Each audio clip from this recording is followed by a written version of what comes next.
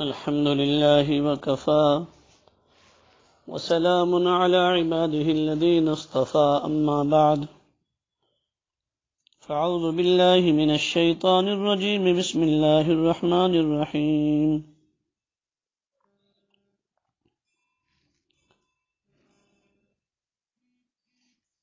من عمل صالحا من ذكر أو أنثى وهو مؤمن فلنحيينه حياة طيبة ولنجزينهم أجرهم بأحسن ما كانوا يعملون.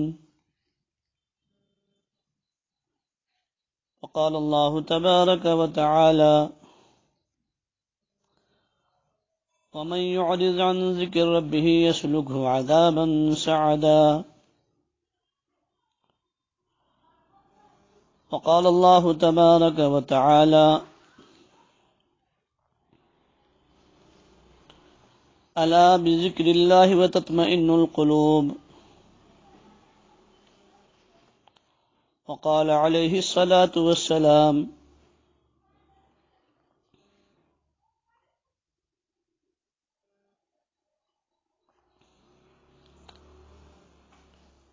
إن الله لا ينظر إلى صوركم وأموالكم ولكن ينظر إلى قلوبكم وأعمالكم، أو كما قال النبي صلى الله عليه وسلم.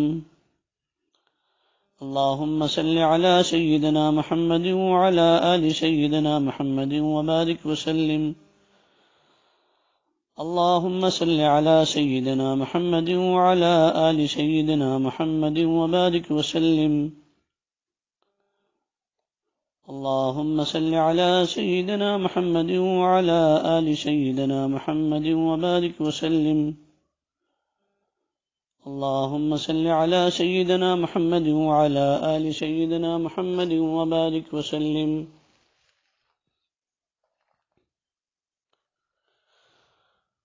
محترم خواتین، امت کی مائیں اور امت کی بیٹیاں،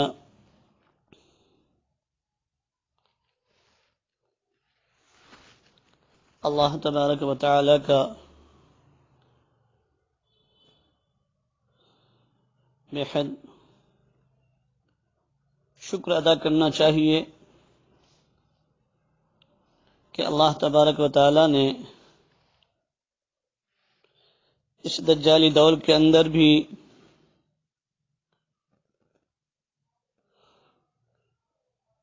ان علماء کرام اور حفاظ اعظام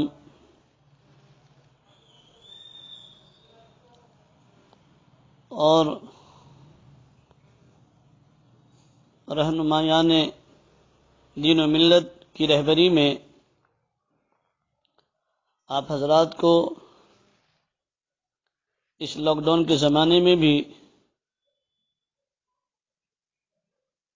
کسی نہ کسی درجے کے اندر دین کی کچھ بات کہنے اور سننے کا موقع مل رہا ہے. اس پر ہم سب جتنا اللہ رب العزت کا شکر ادا کریں کم ہے، اور اسی کے ساتھ ساتھ ان نوجوان علماء حفاظ اور نوجوانان ملت کا بھی شکر گزار ہونا چاہیے اور شکر ادا کرنا چاہیے کہ ان حضرات کی انتھک کوششوں کی بنا پر اس لاک ڈاؤن کے زمانے میں بھی اللہ تبارک و تعالی نے جس طریقے سے ہمارے جسم کی تمام خوراکیں بھی مہیا فرما رکھی ہیں کہ اس لاک ڈاؤن کے زمانے میں بھی کوئی انسان بھوکا نہیں مر رہا ہے، بلکہ اللہ رب العزت نے انسان کی جسمانی خوراک کے لیے اور جسمانی غذا کے لیے تمام چیزیں مہیا فرما رکھی ہے. ایسے ہی اللہ رب العزت نے بھی انسانوں کے دل و دماغ میں اس بات کو ڈالا اور ڈال کر کے اسباب کے درجے میں اللہ رب العزت نے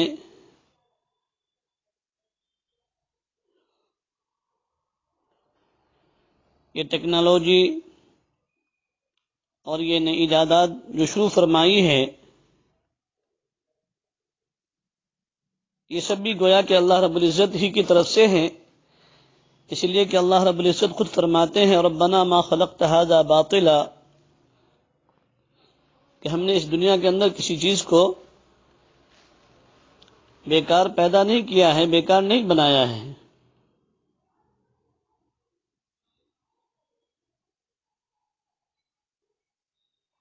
تو اس پر ہم سب اللہ رب العزت کا جتنا شکر ادا کرے کم ہے۔ تہہ دل سے ہمیں شکر ادا کرنا چاہیے اور بارگاہ اجدی میں سجدہ ریز ہونا چاہیے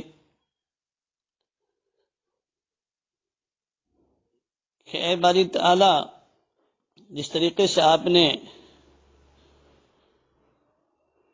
اس لاک ڈاؤن کے زمانے میں بھی ہمارے جسم کی تمام غذائیں آپ نے مہیا فرما رکھی ہیں، ایسے ہی آپ نے علماء کرام کے ذریعے سے اور نوجوانان ملت اسلام کے غیور نوجوانوں کی رہنمائی اور کوششوں سے آپ نے ہماری جسمانی خوراک بھی مہیا فرمائی کہ جو آج ہمیں کچھ بولنے کا اور کچھ سننے کا موقع مل رہا ہے، یہ سب آپ کی عنایتیں ہیں۔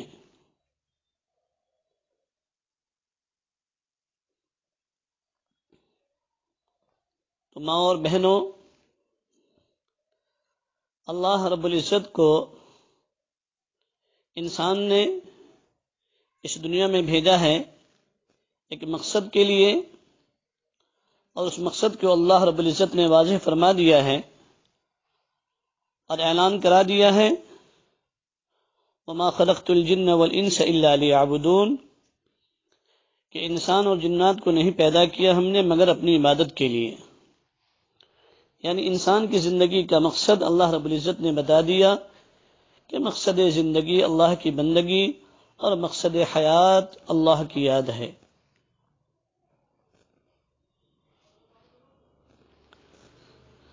تو انسان کی دو ضرورتیں ہیں، اور انسان کے جسم کے اندر دو چیز ہے، انسان کا جسم، ایک ہے انسان کا جسم اور ایک ہے انسان کی روح۔ جس طریقے سے اگر جسم کو جسم کی غذائیں نہ ملے اور جسم کی غذائیں نہ پہنچائی جائے تو انسان جسمانی اعتبار سے کمزور ہو جاتا ہے، نحیف لاغر کمزور ہو جاتا ہے، دبلا پتلا ہو جاتا ہے، جسمانی نقاہت اس کے اندر آ جاتی ہے۔ تو جسم کو جسم کی غذا نہ ملنے کی وجہ سے جسمانی اعتبار سے انسان مریض کہلاتا ہے اور مریض ہو جاتا ہے۔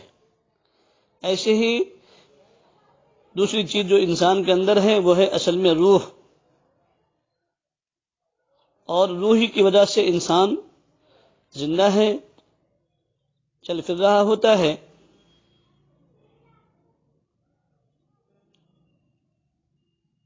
تو یہ روح بھی باقی اسی وقت تک رہتی ہے جب تک کہ اس روح کو اس کی غذا ملتی رہتی ہے۔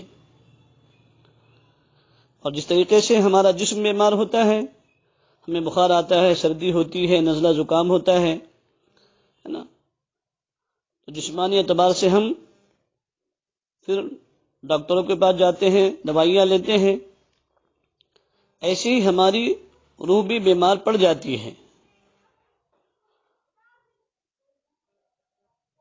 اور اصل میں جنت کا جو وعدہ ہے وہ روح کے بننے پر ہی جنت کا وعدہ ہے.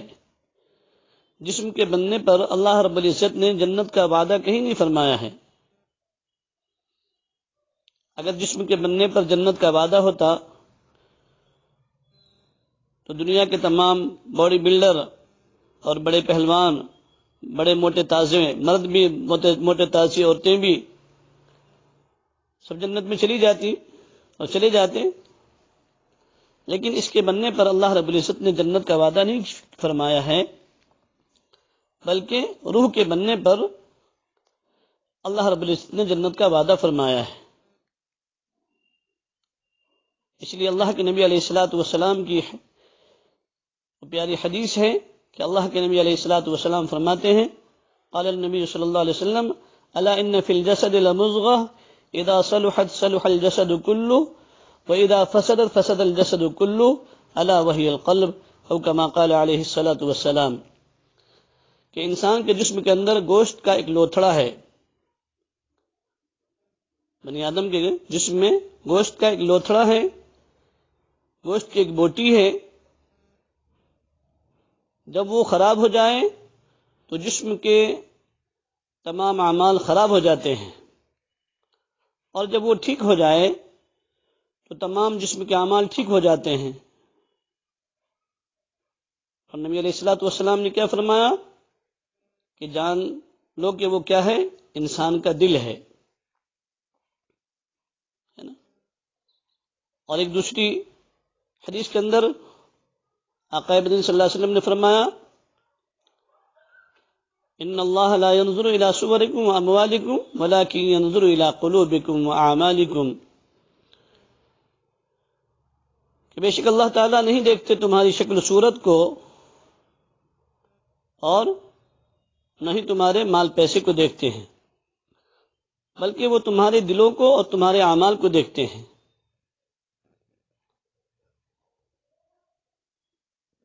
تو ان دونوں حدیث سے یہ معلوم ہوا کہ اللہ تبارک و تعالی اصل میں انسان کے دلوں کے بیپاری ہیں، اور انسان کے دل کے اوپر اللہ رب العزت کی نظر ہے. اسی لیے تو نبی علیہ الصلوۃ والسلام نے فرما دیا کہ انسان کے جسم میں گوشت کا ایک لوتھڑا ہے، ایک بوٹی ہے، ایک ٹکڑا ہے. جب وہ خراب ہو جاتا ہے تو جسم کے تمام اعمال خراب ہو جاتے ہیں، اور جب وہ ٹھیک ہو جاتے ہیں، ٹھیک ہو جائے تو جسم کے تمام اعمال ٹھیک ہو جاتے ہیں. اس لیے کہ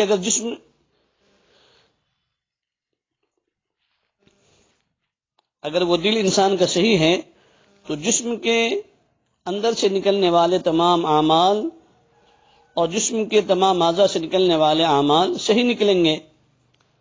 اور جب وہ دل خراب ہو جاتا ہے تو اعضاء جسم سے نکلنے والے تمام اعمال خراب اور فاسد نکلتے ہیں. مثلا مشہور ہے کہ ہانڈی کے اندر سے وہی چیز نکلتی ہے، دیگچی اور پتیلی کے اندر سے وہی چیز نکلتی ہے جو اس کے اندر موجود ہوتی ہے. ایسا نہیں ہوتا کہ ہم پتیلی اور بھگونے کے اندر ہم گوشت بنا رہے ہیں اور اس کے اندر سے سبزی نکل آئے، ایسا نہیں ہوتا.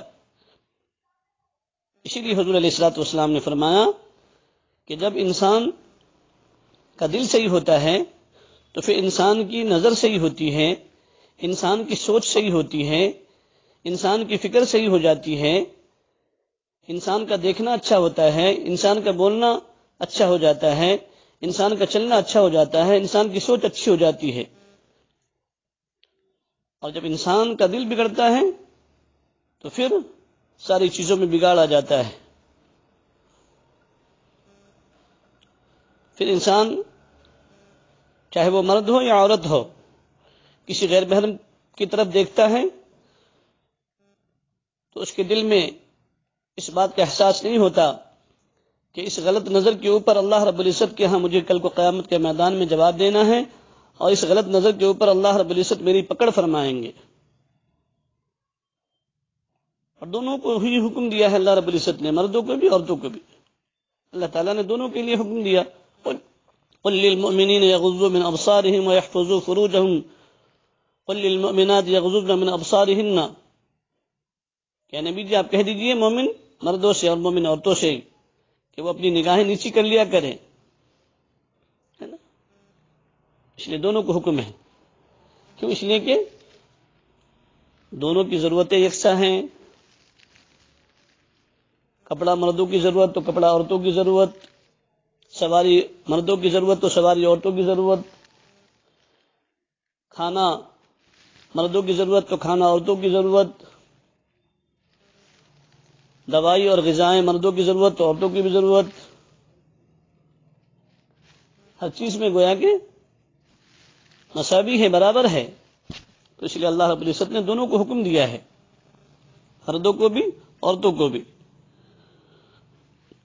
تو گویا کہ دل کے بننے اور بگڑنے پر سارا دار و مدار ہے. تو اللہ رب العزت فرما رہے ہیں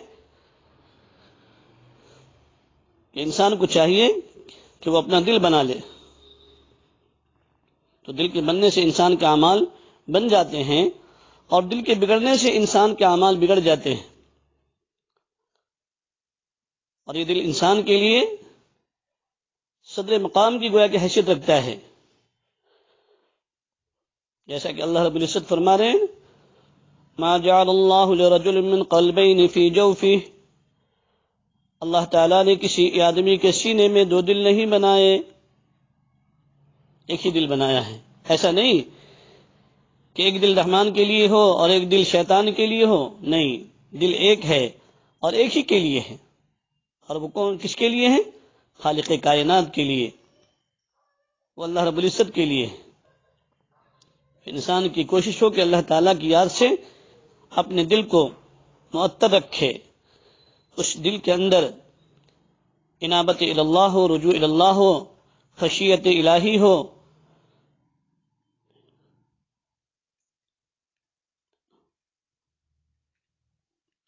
جب انسان کے دل کے اندر انابت اللہ ہوگا، رجوع اللہ ہوگا، خشیت الہی ہوگی، میدان محشر کے حاضری کا استحضار ہوگا، تو پھر انسان اپنے دل پر محنت کرتا ہے. اسی لیے تو اللہ رب العزت نے کیا فرمایا؟ من عمل صالحا من ذکر او انثى وهو مؤمن فلنحيينه حیاتا طیبہ، کہ جو کوئی بھی نیک عمل کرے، خواہ وہ مرد ہو یا عورت ہو، اللہ فرما رہے ہیں ہم اس کو ضرور بالضرور پاکیزہ زندگی عطا کریں گے. ہم اس کو ضرور بالضرور پاکیزہ زندگی عطا کریں گے. اور دوسری آیت کے اندر اللہ نے کیا فرمایا؟ وَمَن يُعْرِضْ عَن ذِكْرِ رَبِّهِ يَسْلُكْهُ عَذَابًا صَعَدًا، اور جو کوئی منہ موڑے اپنے رب کی یاد سے، تو وہ اس کو ڈال دے گا چڑھتے عذاب میں. یعنی جو اللہ رب العزت کی یاد سے منہ موڑے گا، چاہے وہ مرد ہو یا عورت ہو، تو اللہ رب العزت اس کو ڈالے گا چڑھتے ہوئے عذاب میں، ہے نا؟ چڑھتے عذاب کے اندر اللہ رب العزت اس کا حشر فرمائیں گے. اللہم احفظنا منہ.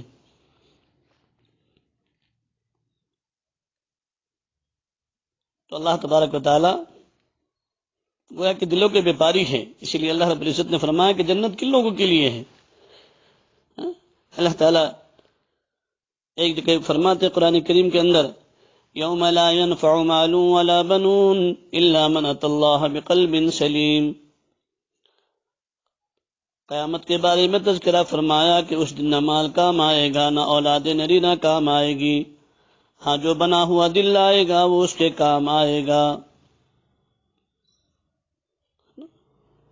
اس آیت میں کیا فرمایا؟ الا من اتى اللہ بقلب سلیم. جو قلب سلیم لے کر کے آئے گا، بنا ہوا دل، منجا ہوا دل، صاف ستھرا دل، بس اس دل کی قیمت اللہ رب العزت کے یہاں لگائی جائے گی، ہے نا؟ جو دل ماں سوا کی محبت سے پاک ہوگا، غیر اللہ کی محبت سے پاک ہوگا، جو دل حسد سے، کینہ سے، بغض سے، عداوت سے، دشمنی سے، حب جاہ سے، حب مال سے، ہے نا، غیبت سے، چغلخوری سے، کینہ سے، کپٹ سے، ان تمام بیماریوں سے جو دل پاک اور صاف ہوگا، اللہ تبارک و تعالی ایسے دل کو پسند فرمائیں گے اور ایسے دل کو قبول کریں گے.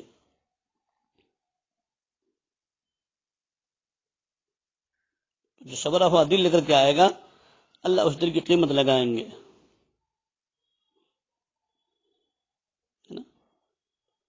اس دن نہ مال کام آئے گا اور نہ اولاد نرینہ کام آئے گی، نہ اولاد نرینہ یعنی نہ بیٹے کام آئیں گے۔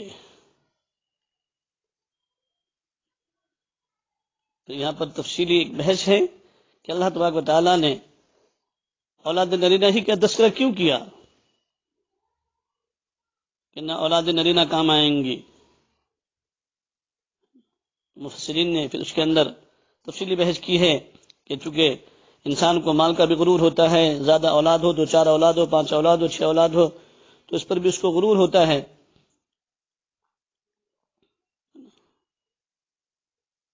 وہ اگلی چیزیں ہیں، بہرحال اس وقت میں اس میں نہیں جانا ہے۔ تو ان عادتوں سے یہ معلوم ہوتا ہے کہ اللہ رب العزت گویا کے دلوں کے بیپاری ہیں۔ اللہ تعالیٰ بندوں سے دل کا سودا چاہتے ہیں کہ تم مجھے اپنا دل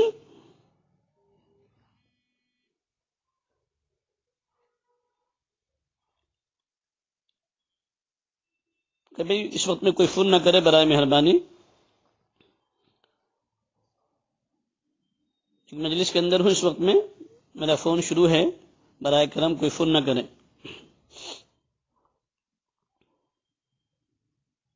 تو اللہ تعالیٰ فرما رہے ہیں کہ سورا ہوا دل، مجا ہوا دل، ہے نا؟ اللہ تعالیٰ بندوں سے دل کا سودا چاہتے ہیں کہ تو مجھے اپنا دل دے دے تو اس کے بدلے میں اپنی جنتوں کو تیرے سپرد کر دوں گا، اللہ اکبر، تیرے حوالے کر دوں گا۔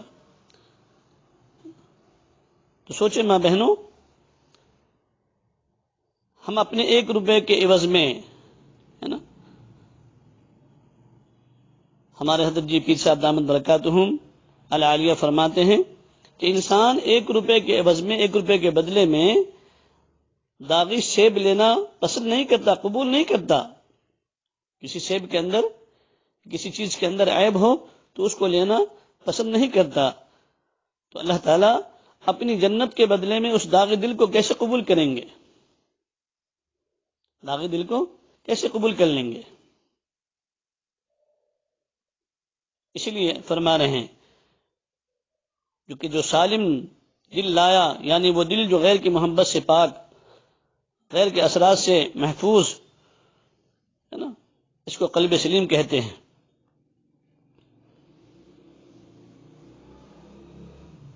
تو اس دل کو اس دنیا میں بنانے کی ضرورت ہے۔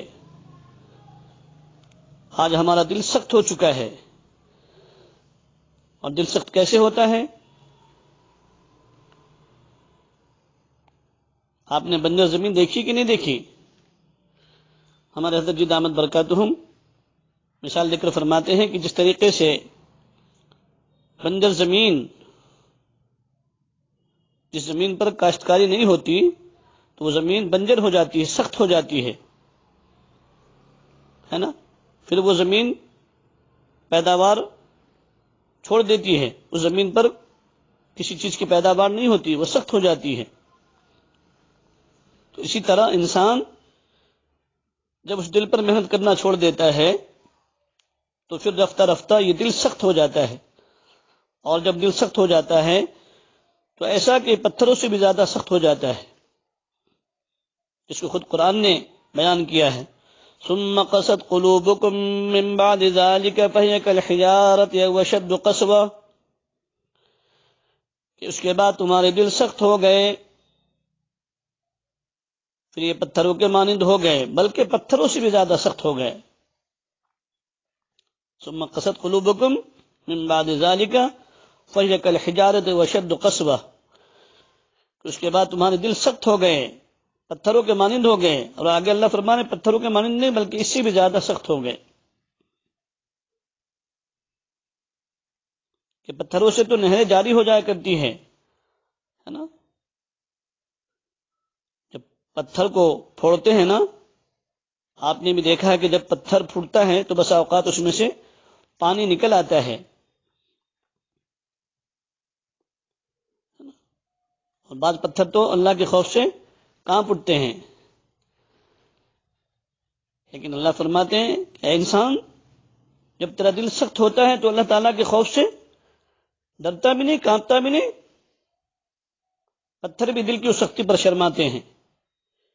انسان کی یاس، انسان کے پاس کیا ہے؟ انسان کے پاس یہی سرمایہ ہے کہ انسان اس کو بنا لے، یعنی اس دل کو بنا لے تو اللہ تعالیٰ کے یہاں کامیاب ہو جائے گا، اور اگر اسے بگاڑ لیا تو پھر انسان ناکام ہو جائے گا. دل اندھا ہوتا ہے. قرآن کریم میں اللہ تعالیٰ نے فرمایا فَإِنَّهَا لَا تَعْمَى الْأَبْصَارُ وَلَكِنْ تَعْمَى الْقُلُوبُ الَّتِي فِي الصُّدُورِ، کہ دل اندھے نہیں ہوا کرتے، ہے نا، آنکھیں اندھی نہیں ہوا کرتی، بلکہ سینوں میں دل اندھے ہوا کرتے ہیں. اللہ اس سے ہم سب کی حفاظت فرمائے. غفلت بھری زندگی گزارنے سے انسان کا دل اندھا ہو جاتا ہے.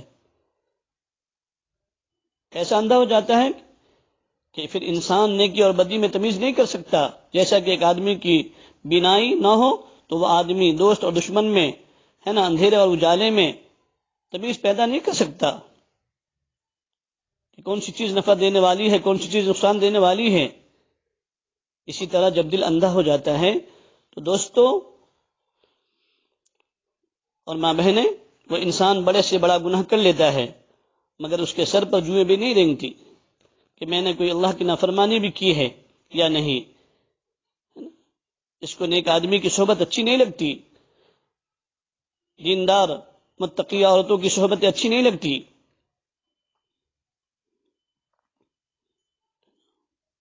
سے بری عورتوں کی صحبت اچھی لگتی ہے نا. موبائل فون پر دل لگتا ہے، ٹیلی ویژن پر دل لگتا ہے، غیبت کرنے میں دل لگتا ہے، اور دنیاوی ناولوں کے پڑھنے میں دل لگتا ہے، لیکن قرآن سے دل اکتا جاتا ہے. قرآن کی تلاوت کو دل نہیں چاہتا، اللہ کا ذکر کرنے کو دل نہیں چاہتا. نیک خواتین کی صحبت اچھی نہیں لگتی، اچھی باتیں اس کو اچھی نہیں لگتی، اچھی مجالسیں اچھی نہیں لگا کرتی. حالانکہ ایک اللہ والے نے، ایک شاعر نے بہت عجیب بات کہی ہے نا. شیخ سعدی علیہ الرحمہ بھی فرماتے ہیں نا، صحبت بد سے ہمیشہ صحبت صالح ترا صالح کند، صحبت طالح ترا طالح کند. کہ اچھی صحبت انسان کو اچھا بناتی ہے اور بری صحبت انسان کو برا بناتی ہے. صحبت بد سے ہمیشہ بھاگ تو، ورنہ بن جائے گا کالا ناگ تو. سب کے لیے ہے. عورتیں اگر بری صحبت اختیار کریں گی وہ بری بن جائیں گی، مرد اگر بری صحبت اختیار کرے گا تو برا بن جائے گا. آپ دیکھتی ہیں اگر کہیں بیت الخلا کی ٹنکی ہو، بیت الخلا کا کوئی حوض ہو، وہاں سے اگر آپ گزر رہی ہوں تو آپ کو وہاں سے بدبو ہی آئے گی. اور کسی عطر فروش کی دکان کے سامنے سے جب گزر رہی ہوتی ہیں تو وہاں سے خوشبو آ جاتی ہے. تو دل اندھے ہوا کرتے ہیں. اچھوں کی صحبت انسان کو اچھا بناتی ہے، بروں کی صحبت انسان کو برا بناتی ہے. اس لیے قرآن کریم میں اللہ تعالیٰ نے ایک جگہ ارشاد فرمایا انہم کانوا قوما عمین، کہ وہ اندھی قوم تھی. تو کیا ساری کی ساری قومیں اندھی تھوڑی تھی؟ قومیں تو اندھی نہیں تھی نا، بلکہ اللہ فرما رہے ہیں کہ وہ سارے اندھے ہیں. کیوں؟ اس لیے کہ نبی کے فرمان کو انہوں نے کیا کیا؟ ٹھکرایا، نہیں مانا، ان پر ایمان نہیں لائے. اس لیے اللہ تعالیٰ فرماتے ہیں انہم کانوا قوما عمین، کہ وہ قوم اندھی تھی کہ انہوں نے اپنے نبی کو نہیں پہچانا، اپنے خالق و مالک کو نہیں پہچانا، اور اپنے ایمان کو نہیں اپنایا، ایمان کو نہیں بنایا. اس لیے انہیں اندھی قوم کہا گیا ہے. اللہ تعالیٰ ایک جگہ فرماتے ہیں وَمَنْ كَانَ فِي هَذِهِ أَعْمَىٰ فَهُوَ فِي الْآخِرَةِ أَعْمَىٰ وَأَضَلُّ سَبِيلًا. جو اس دنیا میں اندھا رہا وہ آخرت میں بھی اندھا رہے گا. کیا مطلب ہے اس کا؟ کہ جو دنیا میں نابینا ہے تو اس کو آخرت میں بینائی نہیں ملے گی. نہ ایسا نہیں ہے ماں اور بہنوں. بلکہ اس کا مطلب یہ ہے کہ جو اس دنیا میں اللہ تعالیٰ کے حکم سے چشم پوشی کرتی رہی، اللہ تعالیٰ کے حکم کو ٹھکراتی رہی، اللہ تعالیٰ کے حکم کو ٹھکراتے رہے، اللہ تعالیٰ کے حکم کو چشم پوشی کرتے رہے، نظر انداز کرتے رہے، اس کے حکموں سے اندھے بنے رہے، تو اللہ تعالیٰ آخرت میں اس کی بینائی کو سلب کر لیں گے، چھین لیں گے۔ ایک جگہ ارشاد ہے نا قرآن کریم کے اندر، من اعرض عن ذکری فإن له معیشة ضنکا ونحشره يوم القیامة اعما قال رب لم حشرتنی اعما وقد كنت بصیرا قال كذلك أتتك آياتنا فنسيتها وكذلك اليوم تنسى۔ اللہ تعالیٰ فرما رہے ہیں کہ جو میرے حکم سے اعراض کرے گا تو اس کو دنیا میں سخت عذاب یہ دوں گا، فإن له معیشة ضنکا، کہ اس کی دنیاوی زندگی کو تنگ کر دوں گا، ہے نا؟ مرد اگر میرے حکم سے چشم پوشی کرے گا تو ان مردوں کی زندگی کو تنگ کر دوں گا، بیوی کے اعتبار سے، بچوں کے اعتبار سے، کاروبار کے اعتبار سے، پریشانیوں کے اعتبار سے۔ عورتیں اگر چشم پوشی کریں گی، میرے حکم کو ٹھکرائیں گی، تو ان کی دنیاوی زندگی کو میں تنگ کر دوں گا، کہ ان کے شوہر کو اس کا نافرمان بنا دوں گا، شوہر کو ترشر مزاج بنا دوں گا، اس کے بچے کو اس کے لیے نافرمان بنا دوں گا، ذریعہ معاش کے اعتبار سے اس کی زندگی کو تنگ کر دوں گا۔ یہ دنیا کا نقد عذاب ہوگا، اور آخرت کا عذاب کیا ہوگا؟ اللہ فرما رہے ہیں قال رب لم حشرتنی اعما وقد كنت بصیرا، کہ قیامت کے میدان میں ہمیں اندھے اٹھایا جائے گا۔ بندہ کہے گا اے میرے رب، مجھے اندھا کیوں کھڑا کیا گیا؟ دنیا میں تو میں آنکھوں والا تھا۔ تو اللہ تعالیٰ فرمائیں گے کہ ایسا ہی جیسے تیرے پاس ہماری آیتیں آئیں، ہماری نشانیاں آئیں، تو نے ان کو بھلا دیا تھا، تو آج کے روز ہم نے تمہیں بھلا دیا۔ یہ آخرت کا عذاب ہوگا۔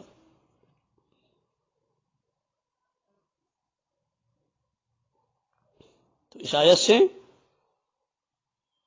یہ معلوم ہوا کہ جو انسان اللہ رب العزت کے فرمان کو نظر انداز کرے گا، اللہ رب العزت کے احکامات کو ٹھکرائے گا،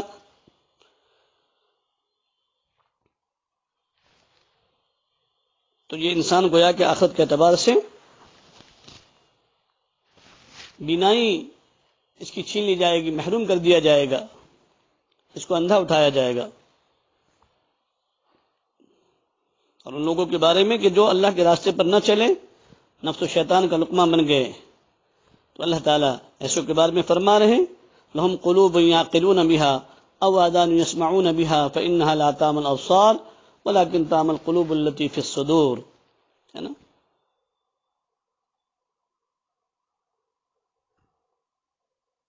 کہ ان کے دل ہوتے ہیں، لہم قلوب یعقلون بها، ان کے دل ہوتے جو انہیں عقل سکھاتے، ان کے کان ہوتے جن سے وہ ہدایت کی بات کو سنتے، او آذان یسمعون بها فإنها لا تعمى الأبصار ولكن تعمى القلوب التي في الصدور، آنکھیں تو اندھی نہیں ہوا کرتی، یہ تو سینوں کے اندر جو ہے نا دل اندھے ہوا کرتے ہیں۔ ایسے دل کے اوپر اللہ تبارک و تعالی مہر لگا لیتے ہیں، مہر جباریت، ہے نا؟ حدیث مبارکہ کے اندر آتا ہے اللہ کے رسول علیہ الصلوۃ والسلام فرماتے ہیں کہ انسان جب گناہ کرتا ہے نا تو اس کے دل کے اوپر ایک سیاہ نقطہ لگ جاتا ہے، دل کے اوپر ایک دھبا لگا دیا جاتا ہے۔ جب انسان اس گناہ سے توبہ کر لیتا ہے تو اس دھبے کو مٹا دیا جاتا ہے، اور اگر توبہ نہیں کرتا تو اسی طرح سے وہ دھبا لگا رہتا ہے۔ پھر دوسرا گناہ کر لیا تو دوسرا دھبا، دوسرا داغ لگا دیا جاتا ہے، یہاں تک کہ اس کا دل بالکل سیاہ ہو جاتا ہے، اور پھر اللہ تبارک و تعالیٰ اس دل کے اوپر مہر جباریت لگا دیتے ہیں، جس کو اللہ تعالیٰ نے خود قرآن میں فرمایا ختم اللہ علی قلوبہم وعلی ابصارہم غشاوہ، کہ مہر لگا دی اللہ تعالیٰ نے ان کے دلوں پر، ان کی آنکھوں پر، ہے نا، کانوں پر، آنکھوں پر اللہ تبارک تعالیٰ نے گویا کہ مہر لگا دی. تو یہ انسان کے گناہ کی نحوست کی وجہ سے اور غفلت والی زندگی گزارنے کی وجہ سے دل اندھے ہوا کرتے ہیں، دل پر مہر لگا دی جاتی ہے. اس لیے ماں بہنوں، دلوں کو صاف کرنے کی ضرورت ہے، اور اسی دل کے بنانے کے اوپر جنت یا جہنم ہے. دل بن جائے گا تو جنت ہے، دل بگڑ جائے گا تو جہنم ہے. سارے انبیاء علیہ الصلوۃ والسلام کی محنت کا میدان انسان کے دل ہوا کرتے تھے. اس دل کے اندر اللہ کی وحدانیت، اللہ کی توحید، احکامات الہیہ، اس کو سکھانے کے لیے اور اس توحید کو بٹھانے کے لیے انبیاء علیہ الصلوۃ والسلام دنیا میں تشریف لایا کرتے تھے. اور یہ دل جو ہے نا، یہ عرش اللہ ہے، اللہ کے رہنے کی جگہ ہے، یہ اللہ کا گھر ہے. اللہ تبارک و تعالیٰ نے بندوں کے دل کو بیت اللہ فرمایا ہے کہ اللہ کا گھر ہے. اور آپ کے گھر کے سامنے اگر کوئی گندگی پڑی ہو، کوئی مہمان آ جائے، گھر کے سامنے کتے بلی مرے پڑے ہیں، گرد و غبار ہے نا، گندگیاں پڑی ہوئی ہے، تو مہمان بھی آنے والا دور سے چلا جائے گا کہ بھائی پہلے اپنی گندگی کو یہاں سے صاف کر لو، اس کے بعد میں ہم اندر داخل ہوں گے. تو جب ایک دنیا کے انسان کا یہ حال ہے تو وہ رب کائنات ہے نا، ہمارے گندے دل کے اندر کیسے آئیں گے، گندے دل کے اندر کیسے سمائیں گے. اور یہ دل جو ہے نا، انسان کا دل، یہ کوئی پانی سے نہیں صاف ہونے والا. حضرت ابراہیم علیہ الصلوۃ والسلام وہی کی گئی کہ ابراہیم علیہ الصلوۃ والسلام اپنے دل کو دھو لیا کرو. تو آپ علیہ الصلوۃ والسلام نے فرمایا، اے اللہ، پانی تو وہاں پر پہنچتا نہیں، میں اس کو کیسے دھوؤں؟ تو فرمایا، یہ دل پانی سے نہیں، یہ تو میرے سامنے رونے سے دھلے گا، یہ تو میرے سامنے گڑ گڑانے سے دھلے گا، یہ تو میرا نام لینے سے دھلے گا، میرے نام کی ضربیں لگانے سے دھلے گا. اسی لیے تو اللہ تبارک و تعالیٰ نے کیا فرمایا، فاذکرونی اذکرکم فاذکرونی اذکرکم یا ایھا الذین آمنوا اذکروا اللہ ذکرا کثیرا، ہے نا.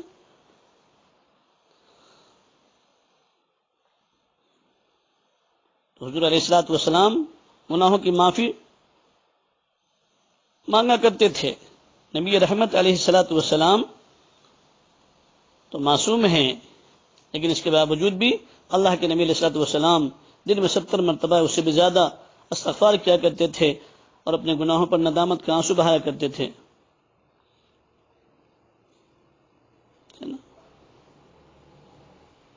تو اللہ تبارک و تعالیٰ نے اپنے نبی حضرت ابراہیم علیہ الصلوۃ والسلام سے فرمایا کہ اپنے دل کو دھویا کرو. اور کس سے دل دھلے گا بتایا اللہ تبارک و تعالیٰ نے کہ یہ دل پانی سے نہیں دھلے گا، بلکہ میرے سامنے گناہوں سے، میرے سامنے گڑ گڑانے سے، میرا ذکر کرنے سے، میں اپنے گناہوں پر معافی مانگنے سے، عاجزی اور وزاری کرنے سے تمہارے دل دھلیں گے. کہ جب تم ہمارے سامنے رو گے، گڑ گڑاؤ گے، تو اس آنسو کے گرنے سے تمہارے دل کو میں صاف کر دوں گا. اسی لیے تو دل کی غذا اللہ کے نبی علیہ الصلوۃ والسلام نے فرمائی. جس طریقے سے جسمانی غذا ہے، ایسی دل کی غذا ہے. تو انسان کے جسم کے لیے اللہ تعالیٰ نے غذا بنائی، اگر وہ غذا نہ کھائے تو کمزور ہو جائے گا. اعمال بدن کے، جسم جو ہے نا، انسان کے بدن جو ہے نا، اعمال کرنے کے قابل نہیں ہوں گے. اسی طرح دل کی بھی غذا ہے، اور وہ ہے نیکی کے کام کرنا، تلاوت قرآن کرنا، نمازوں کا اہتمام کرنا، تسبیحات کی پابندی کرنا، گناہوں سے بچنا، غیبت سے بچنا، چغل خوری سے بچنا، بہتان درازی سے بچنا، کینہ اور حسد سے بچنا. ان تمام گناہوں سے بچنے سے ہمارے دل صاف ہوں گے. اور جب اللہ کا ذکر کثرت سے کریں گے، قرآن پاک کی تلاوت کریں گے، نیک لوگوں کی، نیک خواتین کی صحبت میں بیٹھیں گے تو اس سے ہمارے دل کو غذا ملے گی، اس سے ہمارے دل کو تقویت ملے گی۔ نبی علیہ الصلوۃ والسلام نے فرمایا کہ دل کی پالش کیا ہے؟ جس طریقے سے ہر چیز کے لیے پالش ہوا کرتی ہے، جوتے گندے ہو جائیں تو جوتوں کی پالش ہے، کپڑے گندے ہو جائیں تو کپڑوں کی پالش ہے، اس کے لیے صابن ہے، گھر کی در و دیوار گندی ہو جائے اس کے لیے روغن ہے نا، کلر ہے، جسم گندا ہو جائے تو اس کے لیے صابن کا استعمال کرتے ہیں، لیکن دل گندا ہو جائے تو اس کے لیے کیا ہے؟ اس کے لیے کون سی پالش ہے؟ تو آقا جہاں صلی اللہ علیہ وسلم نے فرمایا لکل شیء سقالہ وسقالۃ القلوب ذکر اللہ، کہ ہر چیز کے لیے پالش ہوا کرتی ہے اور دل کی پالش اللہ کی یاد ہے۔ یعنی جو انسان اللہ اللہ کرتا ہے، اللہ کی یاد میں لگا رہتا ہے تو اس کا سیاہ دل صاف ہو جاتا ہے، گناہوں کے اثرات ختم ہو جاتے ہیں، گناہوں کے جراثیم مر جاتے ہیں۔ جب بندہ اللہ تبارک و تعالیٰ کو کثرت کے ساتھ میں یاد کرتا ہے تو پھر اس کا دل صاف ہوتا چلا جاتا ہے، پھر اس کا دل چمکنے لگتا ہے نا، کہ جیسے پالش سے جوتے صاف ہو جاتے ہیں نا۔ لوہے ہے، لوہا کو اگر زنگ لگ جائے، گنج لگ جائے تو اس کے لیے بھی پالش ہے، ریگمان لگا دیا جاتا ہے۔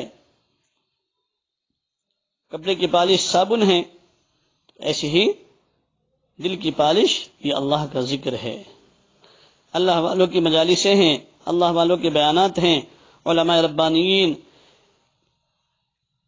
کے بیانات سنیں، اللہ والوں کی باتیں سنیں،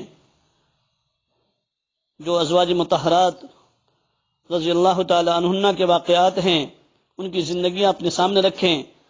آپ دیکھیں حضرت خدیجہ رضی اللہ تعالی عنہا کی زندگی کو، آپ دیکھیں حضرت فاطمہ الزہرا رضی اللہ تعالی عنہا کی زندگی کو، آپ دیکھیں سیدہ عائشہ صدیقہ رضی اللہ تعالی عنہا کی زندگی کو، آپ دیکھیں حضرت سیدہ حاجرہ علیہ الصلوۃ والسلام کی زندگی کو، آپ دیکھیں حضرت سمیہ رضی اللہ تعالی عنہا کی زندگی کو کہ ان کی زندگیاں کیسی تھی، انہوں نے اپنے دل کے اوپر کیسی محنت کی تھی، انہوں نے اپنے دل کو کیسے بنایا تھا۔ ماں اور بہنوں، ہر چیز کے اندر دیکھے تو وہ بھی آپ ہی جیسی خواتین تھی، آپ ہی جیسی خاتون تھی، لیکن اللہ اکبر انہوں نے اپنے دل کے اوپر کیسی محنت کر لی تھی کہ دین اسلام کے لیے اور اپنی آخرت کے لیے اپنی جان کو گوا دینا اور جان کی بازی لگا دینا پسند کر لیا، قبول کر لیا، لیکن اپنے ایمان کا سودا کرنا گوارا نہیں کیا۔ ایسا انہوں نے اپنا ایمان بنایا تھا۔ آپ پڑھیں، تاریخ کا مطالعہ کریں، اسلام کی تاریخ کو پڑھیں تو معلوم ہوگا کہ اسلام کے لیے سب سے پہلی قربانی دینے والی وہ آپ ہی جیسی خاتون تھی، اسلام کے لیے سب سے پہلے ہجرت کرنے والی سب سے پہلے آپ ہی جیسی خاتون تھی، حضرت سیدہ حاجرہ علیہ الصلوۃ والسلام سب سے پہلے دین ایمان قبول کرنے والی آپ ہی جیسی خاتون تھی، حضرت خدیجہ الکبریٰ رضی اللہ تعالی عنہا دین اسلام کے لیے سب سے پہلی قربانی دینے والی اور اپنی جان کی بازی لگانے والی آپ ہی جیسی خاتون تھی، حضرت سمیہ رضی اللہ تعالی عنہا، اور ایمان اور اسلام قبول کرنے والی آپ ہی جیسی خاتون تھی حضرت خدیجہ رضی اللہ تعالی عنہا، اور پھر سب سے زیادہ قربانی دینے والے بھی اپنی جان اور مال کی کون تھی؟ حضرت خدیجہ رضی اللہ تعالی عنہا۔ انہوں نے اپنے دل پر ویسی محنت کی تھی، انہوں نے اپنے دل کو ویسا بنا لیا تھا، اور یہ صرف ازواج مطہرات رضی اللہ تعالی عنہ کا واقعہ نہیں ہے، بلکہ اس کے بعد ہے نا صحابیہ کا بھی واقعہ ہے، تابعیات کا بھی واقعات ہیں، موجود ہیں۔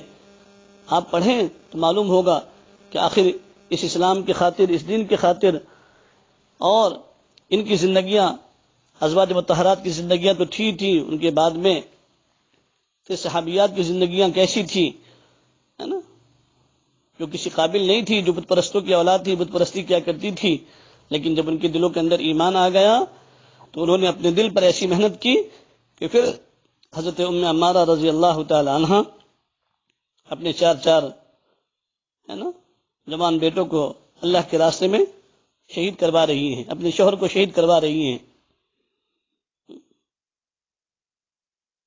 آخر وہ کون سی چیز تھی؟ ان کا ایمان کامل ان کی زندگیوں میں آ گیا تھا. انہوں نے دلوں کے اندر ایمان کو سجا لیا تھا، رچا لیا تھا، اور ایمان پر انہوں نے ایسی محنت کی تھی.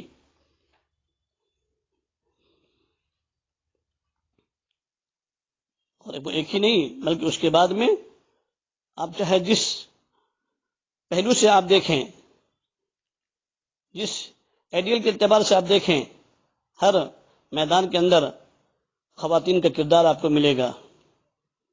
چاہے وہ محدثہ ہوں، حافظ الحدیث یعنی حدیث کو یاد کرنے والی خواتین کیسی تھی، حفظ حدیث انہوں نے کیسی اختیار کر رکھی تھی، کیسا انہوں نے احادیث کا ذخیرہ جمع کیا اور احادیث کو کیسا جو ہے حفظ یاد کیا، قرآن کریم کو کیسے اپنے سینوں کے اندر محفوظ کیا. سیدہ عائشہ صدیقہ رضی اللہ تعالیٰ عنہ سب سے پہلے قرآن کو حفظ کرنے والی ہیں خواتین میں.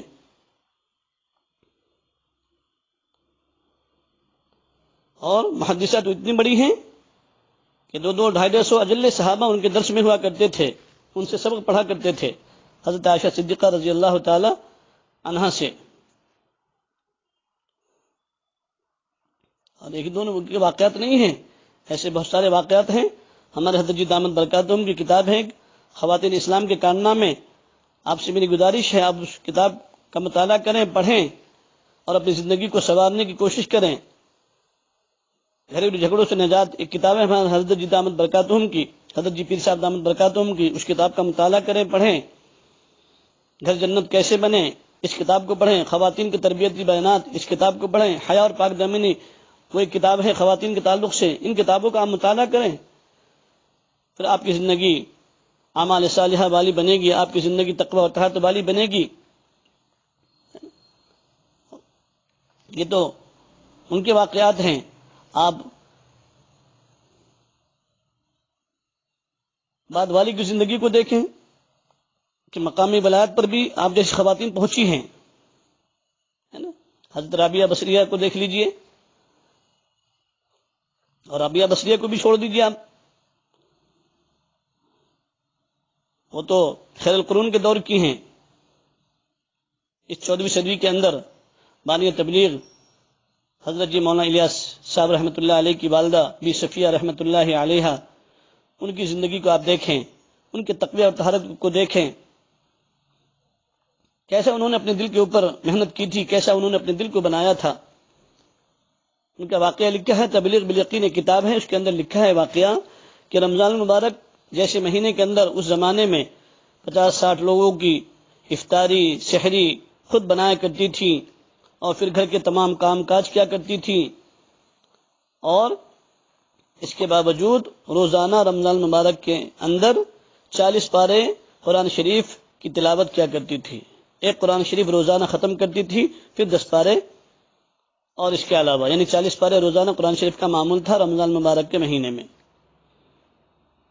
اور اسی پر بس نہیں، اس کے علاوہ روزانہ ماہ رمضان میں 40 پارہ قرآن شریف کا پڑھنا، 5000 مرتبہ درود پاک کا پڑھنا، 12000 مرتبہ اسم ذات کا ذکر، لا الہ الا اللہ الا اللہ اللہ اللہ اللہ اللہ، یہ تمام اذکار ان کے ہوا کرتے تھے روزانہ کے.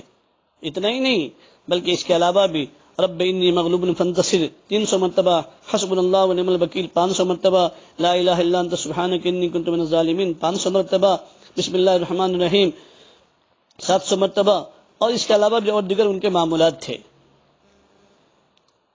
اور یہی نہیں، اس کے علاوہ ان کی جو تراویح کی نماز ہوا کرتی تھی، قاریوں کے پیچھے وہ نماز تراویح پڑھا کرتی تھی ان کی گھر کی خواتین، اور ان کی تراویح 9 بجے سمجھ لیں مثال کے طور پر کہ 9 بجے شروع ہوتی تھی تو ختم سحر سے پہلے پون گھنٹہ پہلے ان کی تراویح ختم ہوا کرتی تھی. یعنی سحری کے وقت ختم ہونے سے پون گھنٹہ پہلے ان کی تراویح ختم ہوتی فوراً جو ہے نا وہ سحر کیا کرتی تھی. اب ان کے وقت میں برکت کہاں سے آتی تھی؟ اتنے سارے کام کاج کر رہی ہیں، ہے نا؟ تو کیا تھا ان کی زندگیوں میں؟ من کان للہ کان اللہ لہ، جو اللہ کا ہو جاتا ہے اللہ اس کے ہو جاتے ہیں، ہے نا؟ چاہے وہ مرد ہو یا عورتیں ہوں. نبیہ عورتیں نہیں ہو سکتی، ولیاں تو عورتیں ہو سکتی ہیں. خواتین عورتیں جو ہے نا ولیہ متقی ہو سکتی ہیں، پرہیزگار بن سکتی ہیں، ہے نا؟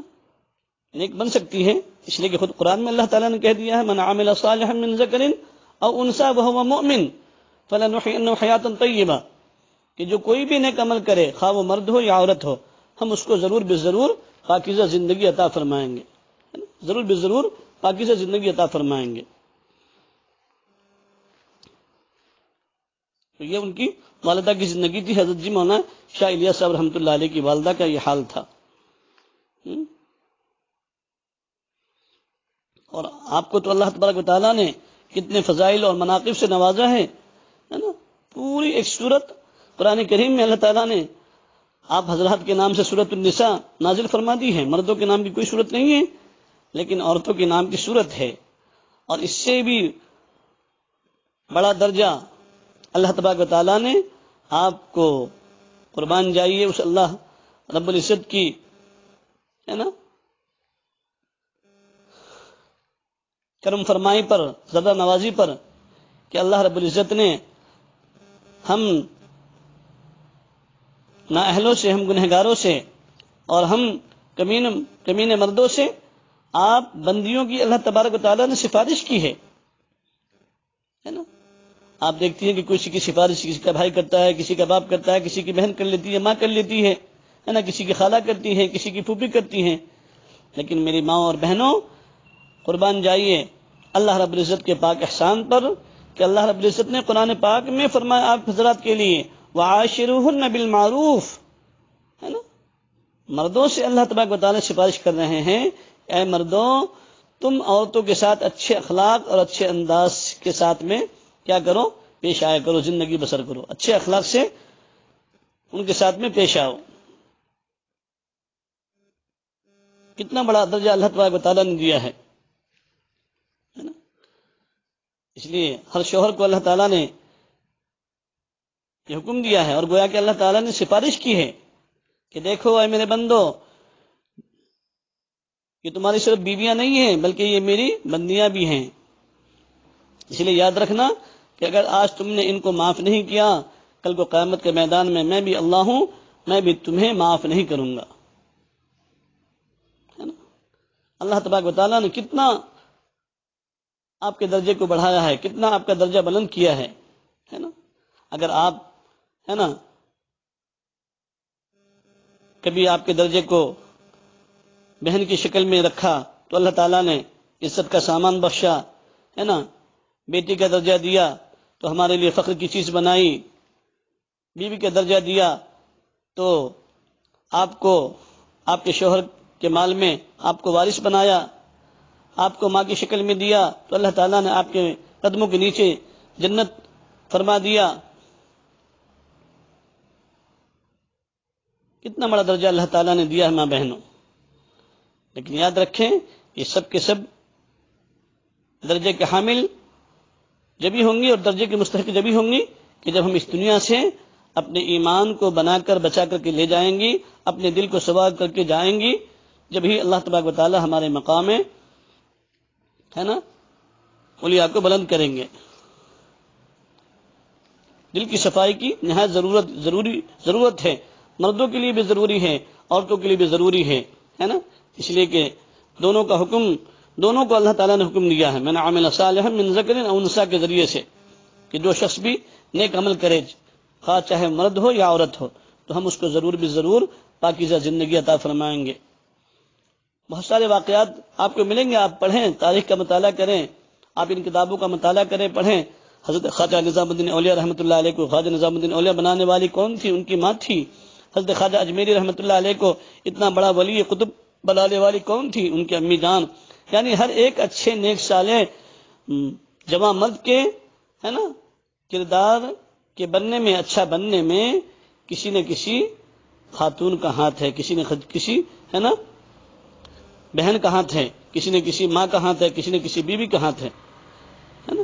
حضرت اکرمہ رضی اللہ تعالی عنہ جو کہ ابو جہل کے بیٹے ہیں، ان کے ایمان لانے کا ذریعہ کون بنی؟ ان کی بیوی ام حکیم رضی اللہ تعالیٰ عنہ بنی۔ حضرت خواجہ اجمیری رحمۃ اللہ علیہ اتنے بڑے وقت کے ولی قطب ابدال بنے، ان کے پیچھے کن کا کردار تھا؟ ان کی ماں کا کردار ہے نا۔ حضرت خواجہ قطب الدین بختیاری کیا کہ علیہ رحمہ، جو ماں کے پیٹھی کے اندر 15 پارے کے حافظ بن گئے تھے، وہ کون سی چیز تھی؟ وہ ان کی ماں کا تقویٰ، ان کی ماں کی طہارت، ان کی ماں کی پاکیزگی ہے نا، ان کے ماں کے دل کے صالح اور دل کے سنورنے کی بنا پر اللہ تبارک و تعالیٰ نے جو ان کے سینے میں تھا وہ ان کے دلوں میں منتقل کر دیا۔ تو جب ہم پاکیزہ اور ولیہ اور متقیہ بنیں گی ماں بہنیں، تو یقیناً آنے والی ہماری نسل بھی ولی بنے گی، اور ہماری نسل، ہماری اولاد بھی نیک اور صالح بنیں گی۔ اس لیے ضرورت ہے کہ اپنے دل کی صفائی بھی کریں اور ساتھ ساتھ میں اپنے گھر کی صاف صفائی کا بھی خیال رکھیں۔ آپ یہ نہ سمجھیں کہ ہمیں گھر کی صفائی کے اوپر کیا ملے گا، نہیں ماں بہنوں، آپ کے تو ہر عمل کے اوپر اللہ تبارک و تعالیٰ نے اجر رکھا ہے نا۔ ایک صحابیہ آئیں اور کہا کہ یا رسول اللہ صلی اللہ علیہ وسلم، صحابہ تو آپ کی مجلس میں آتے ہیں اور آپ سے وہ حدیث سن لیتے ہیں، مگر ہم عورتیں محروم رہ جاتی ہیں، بچوں کی دیکھ بھال کرتی رہتی ہیں، گھر کے کام کاج میں لگی رہتی ہیں، جس کی وجہ سے ہم آپ کی وہ باتیں نہیں سن پاتی۔ تو لہٰذا ہمارے لیے بھی کوئی دن متعین فرما دیجئے کہ جس دن ہم سب کے سب حاضر ہو جایا کریں اور ہم بھی کچھ حصہ آپ سے حاصل کر لیا کریں اور سن لیا کریں۔ تو نبی علیہ الصلوۃ والسلام نے ان کے لیے ایک دن متعین فرما دیا، بدھ کا دن۔ تو صحابیات جمع ہو جاتی تھی اور نبی علیہ الصلوۃ والسلام پردے میں ان کو دین کی باتیں سکھا دیا کرتے تھے، سنا دیا کرتے تھے۔ پھر ایک صحابیہ آئی، کہا یا رسول اللہ صلی اللہ علیہ وسلم، مرد لوگ تو ہم سے عبادت میں آگے بڑھ گئے، آگے نکل گئے، کہ وہ جنازے کی نماز کے لیے آپ کے ساتھ جاتے ہیں، جہاد میں بھی آپ کے ساتھ ہوتے ہیں، مسجد میں جا کر جماعت کے ساتھ نماز ادا کرتے ہیں، جبکہ ہم عورتیں گھر کی چار دیواری میں ہی رہتی ہیں اور ہم نیکیوں سے اتنے بڑے کیا آگے نہیں بڑھ پائیں گے، ہم اتنے بڑے کام نہیں کر پائیں گے۔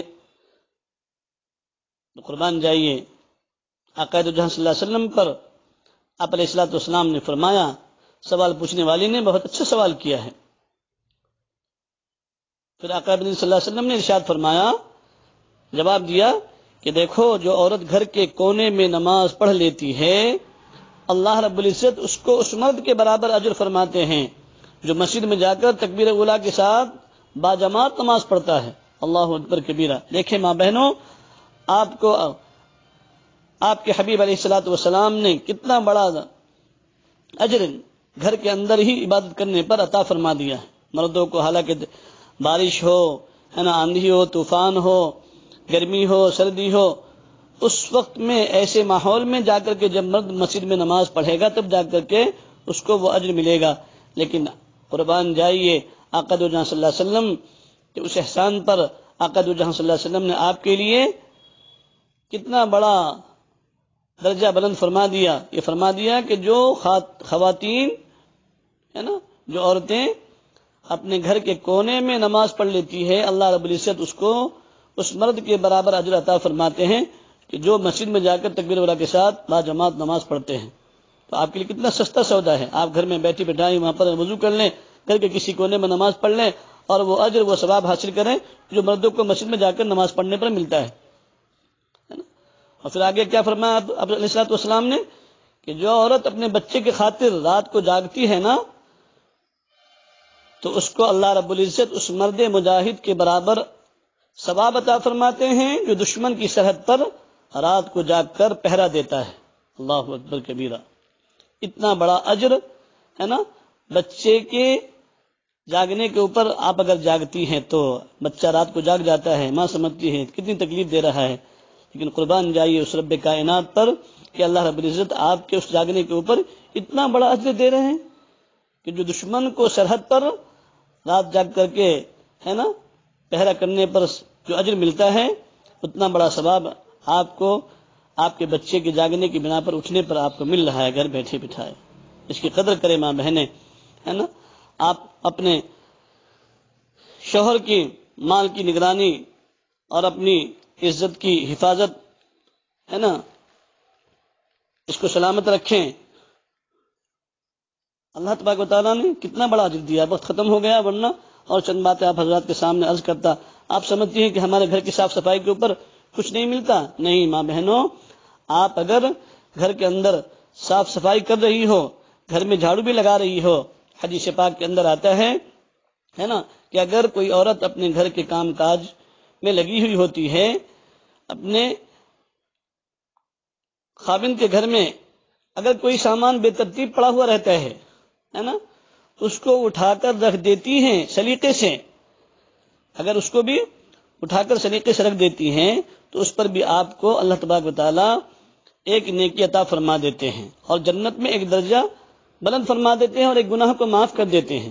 جھاڑو لگا رہی ہوتی ہے تو جتنے ذرات ہیں اس گھر کے اندر گرد و غبار کے، دھول کے، اس ایک ایک ذرے کے اوپر گویا کہ اللہ تبارک و تعالی آپ کے نامہ اعمال میں ایک نیکی لکھ رہے ہوتے ہیں، ایک گناہ کو معاف کر رہے ہوتے ہیں، ہے نا، ایک گناہ کو معاف کر رہے ہوتے ہیں۔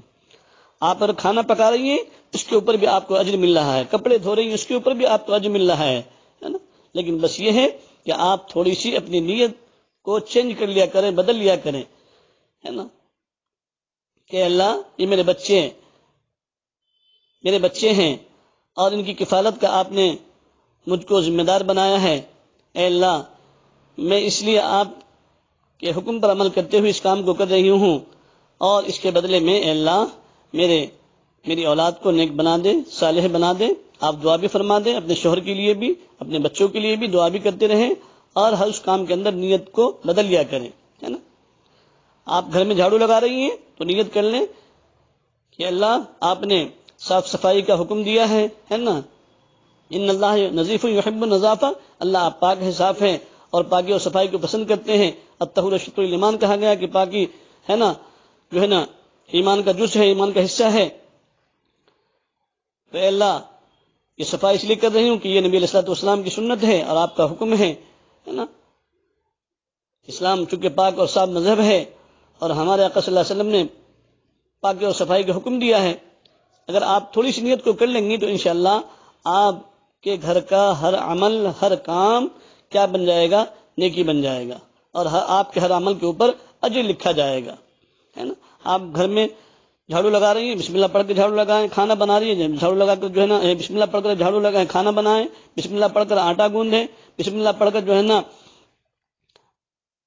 سالن میں یا کسی بھی چیز میں بغیر دے تو بسم اللہ پڑھ کر جو ہے نا شروع کریں ہر کام کی ابتدا، شروع کیا بسم اللہ الرحمن الرحیم سے پڑھیں، پھر دیکھیں انشاءاللہ آپ کو اس بسم اللہ کی وجہ سے آپ کا ہر عمل، اور آپ کی سنیت کی وجہ سے آپ کا ہر عمل جو ہے نا، جس کو آپ دنیا سمجھ رہی ہوتی ہیں، ہر عمل انشاءاللہ آپ کا دین بن جائے گا۔ آپ گھر کا دروازہ بھی بند کرتی ہیں نا، تو اس سے اگر آپ کے گھر کے اندر کوئی ہے نا وبائی چیز ہے نا، بھوت ہے، ابلیس ہے، جو بھی ہے، شیطان ہے، جن ہیں، سب نکل کے بھاگ جائے گا۔ اس لیے کہ حدیث مبارک کے اندر آتا ہے کہ جب انسان گھر کا دروازہ بند کرتے وقت میں بسم اللہ الرحمن الرحیم پڑھ لیتا ہے، تو یہ عورتیں جب پڑھ کر کے بند کرتی ہیں تو چاہے اس گھر کے اندر ابو الجن بیٹھا ہو وہ بھی وہاں سے نکل جاتا ہے اور بھاگ جاتا ہے، کہتا ہے کہ چلو اب ہمارے اس گھر میں رہنے کی جگہ نہیں ہے، اس لیے کہ انہوں نے اللہ کا نام لے کر کے اپنے گھر کا دروازہ بند کیا ہے۔